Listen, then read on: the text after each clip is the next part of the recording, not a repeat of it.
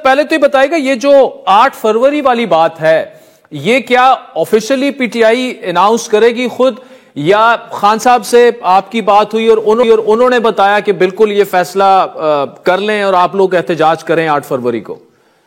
नहीं, मेरा ख्याल है खान साहब की जो स्टेटमेंट है, जो ऑफिशियल स्टेटमेंट है, उसमें आ जाना चाहिए जो ही उनकी जो ऑफिशियल ट्वीट है जो आएगी, क्योंकि ये तो उन्होंने सबके सामने जो है वो बाकायदा हदायत दी हैं, तो आई थिंक वो उनकी जो अपनी स्टेटमेंट है उसमें आ जाएगा। और जाहिर है कि 8 तारीख को जो जुल्म और डाका इस मुल्क में डाला गया मैंडेट चोरी का, उसके ऊपर ब्लैक डे मनाना पीटीआई का फर्ज भी है, और इसको खान साहब ने भी जाहिर एंडोर्स किया इस बात।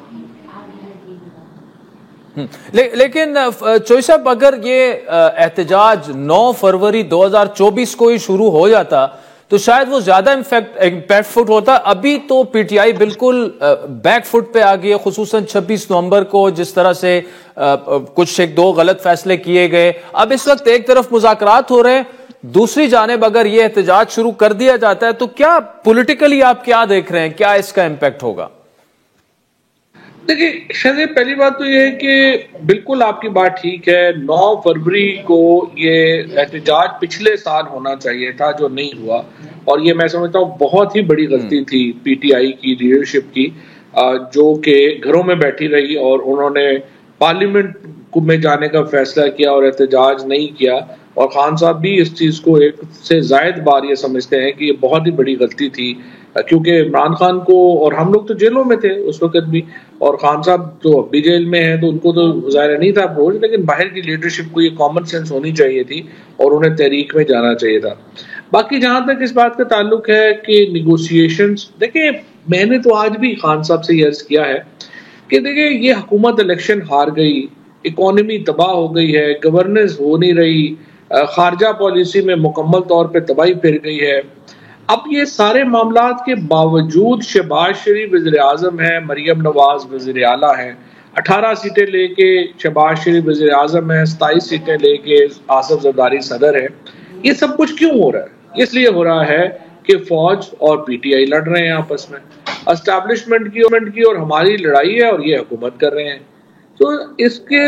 जो टेम्परेचर है वो नीचे लाना एक्चुअली जो है वो पीटीआई को सूट करता है, और हमें कोशिश करनी चाहिए, we should strive to bring the temperature down, ताकि ये जो एक हमारी लड़ाई की वजह से ये मुसल्लत है पाकिस्तान के ऊपर और इसका शदीद नुकसान हो रहा है पाकिस्तान को। खान साहब ने मुझे ये कहा कि मैं तो नहीं लड़ना चाहता, बट जाहिर है कि ताली तो दोनों हाथों से बचती है, और मेरी नजर में जाहिर है एस्टैब्लिशमेंट को भी सोचना होगा। देखिए या तो आप 2-2.5 साल में इमरान खान को पॉलिटिकल ऑल्टरनेट बना लेते ना, और फिर आप ये चीजें ना होती, लेकिन देखिए इमरान खान से बड़ी पॉलिटिकल रियलिटी पाकिस्तान में है ही कोई नहीं। आप इतनी बड़ी पॉलिटिकल रियलिटी को आप कह रहे हैं कि माइनस करके हम आगे चले, ये मुमकिन नहीं हो सकेगा। और बहरहाल बाकी कोशिश आपने 2-2.5 साल कर ली है, और भी वक्त जाया करना है तो अपना करना चाहिए, मैं आप तो नहीं इसको उनको डिक्टेट कर सकते। अच्छा चोई साहब, ये जो आपने बात की कि हुकूमत फायदा उठा रही है फौज और तहरीक इंसाफ की जो लड़ाई है, लेकिन आपके तो फौज से ना तो वो राब्ते आपसे रखना चाहते हैं, बार बार DGISPR कह चुके हैं कि हमारा कोई ताल्लुक नहीं है, अगर आपने मुज़ाकरात करने हैं वो इसी हुकूमत के जरिए होंगे, और अगर उनसे भी बात होगी तो वो उसी हुकूमत के जरिए होगी। तो ये जो आपकी जो लॉजिक आप बता रहे हैं और जो आप ये कह रहे हैं कि खान साहब उससे एग्री कर रहे हैं कि जी हमें मजीद टेंशन नहीं बढ़ाना चाहिए, और आपने फिर ये भी कहा ताली 2 हाथों से बचती है, वो उनका हाथ तो इधर है नहीं ताली बजाने के लिए, तो क्या स्ट्रेटेजी होगी पीटीआई की फिर? नहीं, मैं आपसे एग्री कर रहा हूँ। पीटीआई की स्ट्रेटजी जो है वो तो खैर पॉलिटिकल स्ट्रेटजी तो है ही ना, वो तो जो पीटीआई ही की स्ट्रेटजी कामयाब जा रही है उसमें तो इशू नहीं है। ये रिव्यू तो जो स्ट्रेटजी करनी है वो तो एस्टैब्लिशमेंट ने करनी है ना, और अगर वो समझते हैं कि नहीं इसी तरह से मुल्क चलाना है तो ज़ाहिर पे चला लें, फिर ऐसे तरह चलता रहेगा, कोई इसमें तो दो राय नहीं है। लेकिन देखिए इस वक्त मेरे ख्याल के अंदर तो एक पाकिस्तान के अंदर एक तो इंटरनेशनल दबाव बढ़ रहा है, और मेरा ख्याल है कि 20 के बाद ये मजीद बढ़ेगा। और पाकिस्तान किसी भी इसी तरह पोजीशन में नहीं है कि ये कोई इंटरनेशनल प्रेशर को आगे जो है वो कोई रोक सके या उसको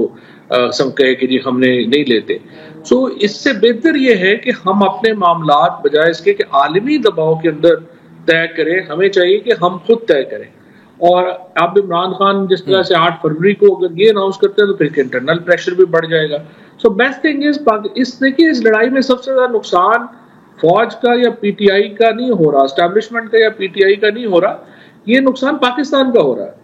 और पाकिस्तान में एक्चुअली जो डिवीजन है वो नीचे से लेके ऊपर तक एक डिवीजन है, एक पॉलिटिकल इंस्टेबिलिटी है जिसकी वजह से सारा निजाम जामद है। तो पहले मुल्क का भी तो सोचना है ना।